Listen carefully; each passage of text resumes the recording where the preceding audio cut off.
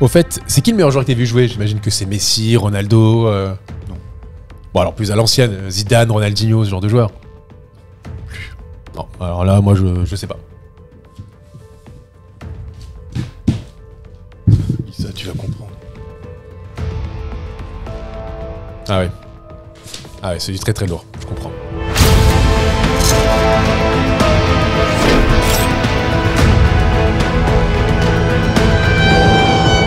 Les années 2010 ont été celles de l'apogée du sport moderne. Une décennie gravée dans le marbre. LeBron James, Kobe Bryant, Stephen Curry ont élevé le basket au rang d'art. Le tennis est devenu une épopée mythique portée par 3 rois se disputant un seul trône. Hamilton avalait les circuits de F1, Tom Brady, lui, dictait sa loi sur l'Amérique. Et le sport roi dans tout ça, le football, eh bien lui aussi a vu naître ses demi-dieux. 2 noms, 2 mythes, 2 opposés complémentaires, 2 figures absolues et vénérées, Messi et Ronaldo. Et au milieu de ces 2 machines, programmées pour tutoyer la perfection, est apparu un joueur qui ne ressemblait à aucun autre joueur. Un joueur d'instinct, de pulsion, de désordre, de chaos. Lui que la nouvelle génération cite comme exemple, lui qui malgré les polémiques, les doutes, les blessures, continue d'inspirer. Lui, c'est Neymar. Neymar, c'est un génie du ballon, un joueur générationnel, une idole comparée aux plus grands de ce sport, mais aussi un paradoxe, à la fois adoré et détesté, sublime et déroutant. Un joueur qui incarne aussi le football moderne, avec ses excès, ses contradictions, ses mirages. Alors, qui est vraiment Neymar? Un joueur surcoté ou un génie incompris? Pourquoi fascine-t-il autant qu'il divise? Et si au fond, le mythe Neymar ne parlait pas seulement de football, mais de nous, de notre société et de notre époque tout entière. Avec son sourire d'enfant, ses dribbles comme des œuvres d'art et son goût du spectaculaire, Neymar est rapidement devenu le visage d'une jeunesse mondialisée. Né à Santos, il devient très vite le nouveau Pelé, la promesse d'un Brésil éternel, celui du foot de rue, de la samba, du génie. Il séduit, il fascine, il transcende. Puis, il part conquérir l'Europe. Au Barça, il touche au sublime. La MSN n'est plus associée à une messagerie instantanée, mais bien à une symphonie du football. Et dans cette partition parfaite, Neymar est un instrumentiste majeur, pas le chef d'orchestre. Mais une date va tout changer. Une date à jamais gravée dans l'histoire du football et dans la carrière de Neymar. Cette date, c'est le 8 mars 2017. La remontada. Un 6-1, devenu légende. Une nuit où le football a frôlé le divin. Et au centre de la tempête, Neymar. 2 buts, une passe décisive, une furie qui emporte tout sur son passage. Ce soir-là, il n'est plus une promesse, il est LA promesse accomplie. Il pense que le monde, enfin, voit ce qu'il est, un joueur qui repousse les frontières du possible. Mais à la fin, c'est Messi que les projecteurs cherchent. C'est son visage qu'on imprime sur les couvertures, son nom que le monde acclame. Et Neymar comprend. Il comprend qu'à Barcelone, il ne sera jamais que le prince d'un royaume déjà conquis. Ce match, celui de sa grandeur, devient aussi celui de sa rupture. Alors, il décide de partir, de chercher ailleurs ce trône qu'on lui refuse tant. Un royaume où il serait aimé, vénéré, reconnu comme le roi qu'il se croit destiné à être. Et quoi de plus symbolique que de le bâtir chez sa victime d'un soir, le Paris Saint-Germain. À l'été 2017, Paris ne lui offre pas seulement le trône tant désiré. Il lui offre le plus gros transfert de tous les temps. Les flashs, l'argent, la tour Eiffel, la promesse d'un projet autour de lui. Et un autre petit prince pour l'accompagner dans ses exploits. Il quitte Barcelone pour régner sur un nouveau monde. Il quitte l'ombre de Messi pour devenir roi. Et pendant quelques mois, Paris vit dans la lumière. Neymar brille, danse, il invente.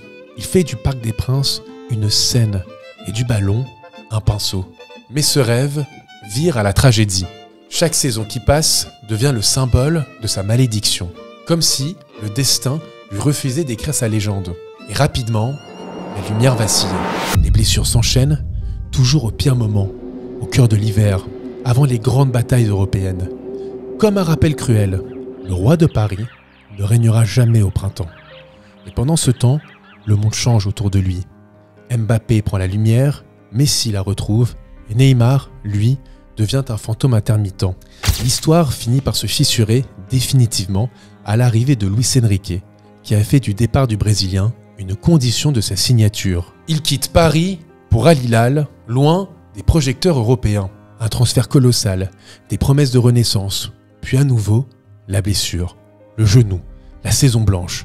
7 matchs, un but, et cette impression terrible, celle d'un génie que son propre corps empêche d'écrire la fin de son histoire.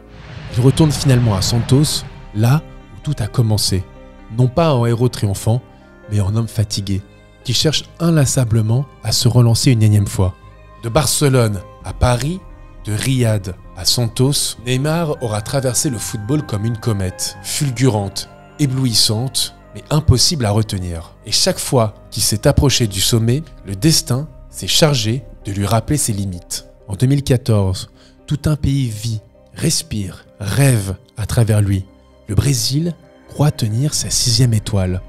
Mais en quart de finale, il s'effondre, le dos brisé, comme si sa vertèbre fracturée avait emporté avec elle le rêve d'une nation entière. En 2020, avec le PSG, il effleure la gloire en finale de la Ligue des Champions.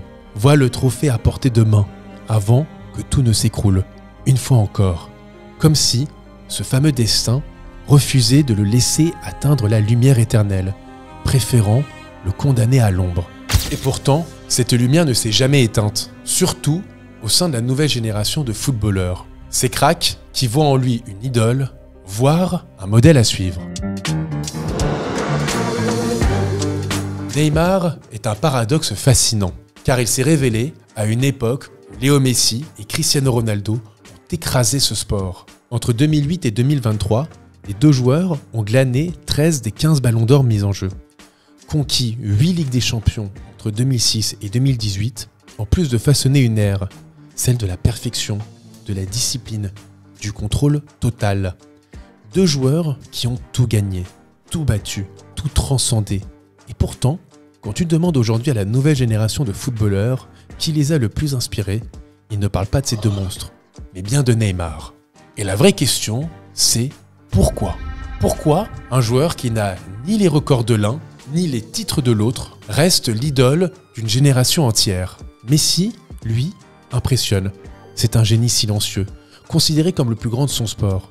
Il ne parle pas, il crée. Ronaldo, lui, écrase. Il est le produit du contrôle absolu. Une machine de guerre, au corps parfait, composée d'un mental d'acier. Eux deux sont des figures intouchables. Neymar, lui, inspire. Parce qu'il n'est pas juste un sportif. Il est une silhouette reconnaissable dans le monde entier. Il est tatoué comme un rappeur, il danse comme un TikToker, il a l'attitude d'une rockstar et joue comme un artiste. Il peut taquiner, provoquer, faire sourire, rendre fou ses adversaires comme dans une cour de récréation. Simplement parce que pour lui, le football est un jeu. Il est une véritable icône du football moderne. Tu n'achetais pas juste son maillot, tu voulais avoir sa coupe de cheveux, ses crampons, ses gestes, son style de vie. Neymar est considéré comme l'un des derniers footballeurs dits romantiques, pour sa capacité à faire ce que personne n'osait tenter. Pas seulement pour ses gestes techniques, mais pour ses choix de vie, son attitude et ses ruptures. Il a osé marquer son sport, il a osé chambrer, roulette, talonnade, passe du dos, coup du sombrero, ciseaux, et ça contre n'importe qui, n'importe quand, peu importe la pression et les enjeux. Il a osé vivre selon ses propres règles. Il a osé faire rêver des milliers de supporters. Il a osé faire croire qu'il était possible de gagner un match 6-1 avec un retard de 3 buts à 8 minutes de la fin. Il a osé dire non au Barça et tourner le dos à Léo Messi. Il a osé espérer faire gagner la première Ligue des Champions de l'histoire du Paris Saint-Germain. Neymar n'a jamais été un modèle à copier. Il a été un modèle dans lequel toute une génération s'est reconnue. Des jeunes footballeurs qui ont grandi avec les réseaux, qui vivent sous la pression du regard permanent, mais qui rêvent encore de jouer avec insouciance. Ses dribbles, ses sourires, ses provocations, c'est tout ça que la jeunesse a vu. Pas seulement un joueur, mais une émotion vivante. Il ressent tout, il montre tout et il exagère tout. En ce sens, il ressemble à l'artiste Jean-Michel Basquiat. Jean-Michel Basquiat, c'était un artiste new-yorkais, autodidacte du XXe siècle qui a transformé la rue en toile et l'instinct en art avant d'être consumé par la célébrité qu'il avait lui-même provoquée. Comme Basquiat, Neymar ne crée pas pour plaire, il crée pour ressentir. Il crée du football comme on crée une œuvre, avec instinct, avec excès et avec vérité. Et cette authenticité brute, cette façon d'embrasser la lumière comme l'ombre, fait de lui un générateur d'émotions. Parce qu'au fond, Neymar n'est pas seulement un joueur, il est le reflet de son époque. Il n'a pas seulement joué dans son temps, il l'a incarné. Mais incarner son époque, ça veut aussi dire en subir toutes les dérives. Et c'est là que tout a basculé. Car Neymar est le premier joueur totalement numérique. Un joueur qui n'a pas seulement grandi avec les réseaux, mais qui a été façonné par eux. YouTube, Instagram, Twitter, tout son univers s'est construit à travers l'image. Avant même de devenir une légende du terrain, il était déjà une icône mondiale.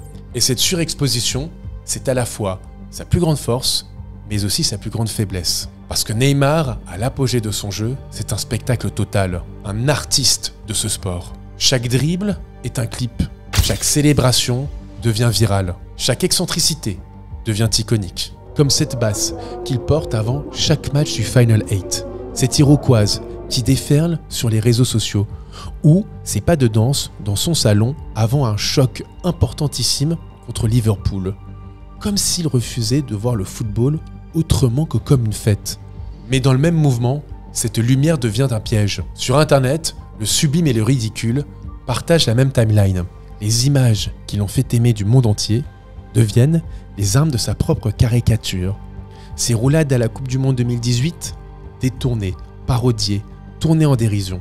Ses larmes, moquées, reprises, transformées en gifs. Ses blessures, exagérées, ridiculisées. Dans nos sociétés hyper connectées, la frontière entre le privé et le public s'efface. On ne regarde plus l'artiste, on scrute l'homme. Donc, plus Neymar se montre, plus il devient vulnérable. C'est l'idée que développe le sociologue Richard Sennett dans son ouvrage « Tyrannie de l'intimité ». Neymar s'est retrouvé au piège d'un système dont il est lui-même le centre gravitationnel, celui qui le nourrit, l'inspire, l'alimente et qui finit par le dévorer. À l'ère des réseaux sociaux, il ne faut plus analyser, il faut réagir, choisir son camp. Les plateformes ont donc transformé la conversation en combat émotionnel permanent. Et Neymar déclenche tout ce que ce monde adore, des passions intenses, des jugements tranchés, des émotions contradictoires. Et à la différence des Maradona ou des Ronaldinho, ces excès, eux, se vivent en temps réel. Tout est vu, commenté, partagé. Il peut donc être adulé pour ses gestes de génie et d'un simple swipe, haï pour ses roulades ou ses frasques. Parce que Neymar, au fond, n'est pas qu'un simple footballeur. C'est un générateur à l'extrême d'émotions. Un joueur qui divise, qui bouleverse, qui ne laisse absolument jamais indifférent. Avec lui, il n'existe pas de demi-mesure. Il est aimé ou détesté, admiré ou moqué. Il ne joue pas seulement avec le ballon, il joue avec nos nerfs, nos affects, notre imaginaire. Et Paris en était la preuve vivante. Un soir de janvier 2018, Neymar inscrit un quadruplé, délivre 2 passes décisives, réalise des dribbles irréels face à Dijon. Et dans le même match, il quitte le terrain, sous les sifflets du parc, pour avoir refusé de donner un pénalty à Cavani. Tout ce qu'il fait touche à l'excès. Mais cet excès est né de son don. Il semble né avec ce que les autres n'auront jamais. Et ce don dérange, car il va à l'encontre de toutes les règles de notre époque, celles du mérite et du contrôle. Là où d'autres ont dû tout apprendre, lui savait déjà tout. Le sociologue Max Weber appelait ça le désenchantement du monde. Le passage d'un univers guidé par la magie, la foi et l'émotion à un monde dominé par la raison, la méthode et le calcul. Et le football n'y échappe pas. Dans ce monde ultra maîtrisé, Neymar fait figure d'anomalie. Ceux qui l'aiment, ils voient une forme de pureté. Ceux qui le rejettent, ils voient un immense gâchis. Parce qu'il n'a jamais voulu domestiquer son talent, là où Messi ou Ronaldo ont bâti leur légende sur la rigueur. C'est à la fois un acte de rébellion et un suicide professionnel. Et c'est peut-être pour ça qu'il nous obsède autant. Parce qu'il incarne la beauté du désordre, dans un monde qui veut tout contrôler. Parce qu'il symbolise à la fois le génie et la chute, la passion et la contradiction. Mais une chose demeure, et si, depuis ses débuts, tout était écrit à l'avance, le génie, la gloire et sa chute. Comme si son destin n'avait jamais été de durer, mais de briller plus fort que les autres, plus intensément que les autres. On se demande souvent pourquoi est-ce que Neymar n'a jamais eu la carrière qu'il aurait dû avoir. Mais la vraie question, c'est peut-être celle-ci. Avait-il seulement une chance? Pouvait-il vraiment faire mieux? Lui, qu'on a transformé en prodige avant même qu'il ne devienne un homme. Parce que sa plus grande réussite, c'est peut-être aussi sa malédiction. La malédiction de Neymar, c'est qu'il n'a jamais eu le choix. Son destin était déjà scellé avant même qu'il ne le comprenne. À 10 ans, il signait déjà des autographes. À 16, il était l'espoir du plus grand pays de football. Et à 22 ans, il portait sur ses épaules le poids de 200 millions de Brésiliens qui attendaient de lui qu'il ramène la Coupe du Monde. Mais quel homme peut vraiment survivre à ça? Dès le départ, Neymar n'était pas un joueur. C'était un projet national. Le nouveau Pelé, le nouveau Ronaldinho, le Messi du Brésil moderne. Un enfant star, façonné pour incarner un rêve collectif. Et c'est là que tout s'est joué. Avant même d'être un footballeur accompli, il était déjà une légende en devenir. Une star avant d'être un homme. Dans son documentaire « Le chaos parfait », Neymar dit « Et c'est peut-être ça, la vérité la plus tragique. Il n'a jamais eu le droit de respirer, d'être juste normal. Il a grandi dans un monde qui ne lui a jamais laissé le temps de douter, de tomber, de grandir. Tout devait être exceptionnel, tout devait être lumière. Comme Justin Bieber, comme Britney Spears, il a connu le vertige de la célébrité trop tôt. Ces enfants prodiges qu'on a placés sur un piédestal, avant même qu'ils sachent qui ils étaient. On leur a donné tout, trop vite, et surtout trop seul. Alors forcément, quand vient le moment de se construire, il n'y a pas de place pour le doute, pour la fragilité, pour la normalité. C'est la culture du narcissisme, développée par le sociologue Christopher Lasch, une société qui transforme ses enfants en symboles, avant même qu'ils deviennent des individus. Et Neymar, lui, n'a jamais vraiment eu de cadre. On lui a dit oui à tout. Oui à ses désirs, oui à ses excès, oui à ses rêves d'enfant. Même quand il devenait des caprices d'adultes, on lui a construit une bulle dorée. Et on s'est ensuite étonné qu'il n'en sorte jamais. Et quand son corps a commencé à le trahir, ce n'était pas une surprise. Le football n'a pas brisé Neymar. C'est le système qui l'a écrasé. Alors oui, on dira qu'il aurait pu mieux faire, qu'il aurait pu travailler plus, s'entraîner plus, se discipliner davantage. Mais ce serait nier la vérité. Rien n'aurait pu changer son destin, parce qu'il n'a jamais eu la liberté de construire une carrière normale. Tout, autour de lui, était trop grand, trop intense, trop rapide. Neymar était un soleil qu'on a forcé à briller sans jamais le laisser se reposer. Et comme Icare, il s'est brûlé les ailes en voulant toucher le ciel. Mais peut-être que sa grandeur, c'était justement ça, ne pas avoir échappé à sa malédiction et l'avoir tout simplement vécu pleinement, avoir incarné jusqu'à la déchirure tout ce qu'il était. Un enfant, un artiste, un prodige, un homme qu'on n'a jamais laissé être normal. Et si Neymar n'a jamais pu devenir le plus grand, c'est peut-être parce qu'il n'était pas fait pour gagner, mais pour ressentir. Pour nous rappeler, à tous, que le génie, quand il naît trop tôt, quand il naît trop fort, finit toujours par se consumer. Parce qu'au fond, sa malédiction, c'est d'être Neymar. Pour le film Amadeus, Milos Forman raconte l'histoire d'un génie, Mozart, un prodige aussi brillant qu'insupportable, capable de transformer le silence en symphonie, mais incapable de se plier aux règles. Il rit trop fort, il dérange, son art semble venir d'ailleurs, mais sa liberté choque un monde obsédé par le contrôle. Neymar, c'est un peu le Mozart du football moderne. Comme Mozart, il émerveille autant qu'il exaspère, parce que son talent semble inné, mais son insouciance frôle parfois l'arrogance.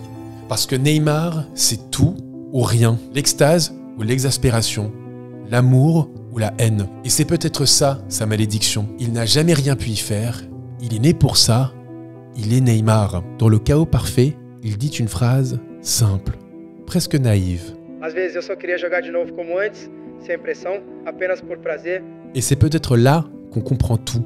Neymar n'est pas un échec, il est un rappel, un avertissement, un miroir tendu à la nouvelle génération pour leur rappeler qu'avant la lumière, il y avait l'amour du jeu et que derrière cette lumière, il y a toujours un prix à payer.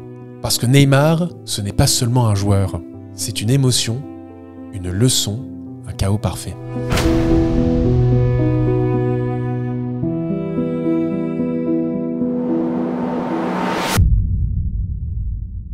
C'était Jonathan Bensadoun pour Canal Supporter. Merci du fond du cœur d'avoir suivi cette vidéo. J'espère que ça vous aura plu. N'hésitez pas à vous abonner, mettre le petit like, à partager. C'est pas grand chose pour vous, mais je peux vous dire que c'est important pour nous justement dans ce nouveau projet qu'on essaie de développer et ces nouveaux formats, puisqu'on en a plein encore qui arrivent prochainement. Merci aussi à ceux qui ont contribué à l'existence de cette vidéo. Les noms s'affichent ici. On se retrouve très vite pour une prochaine vidéo sur Canal Supporter et je vous souhaite une très bonne journée.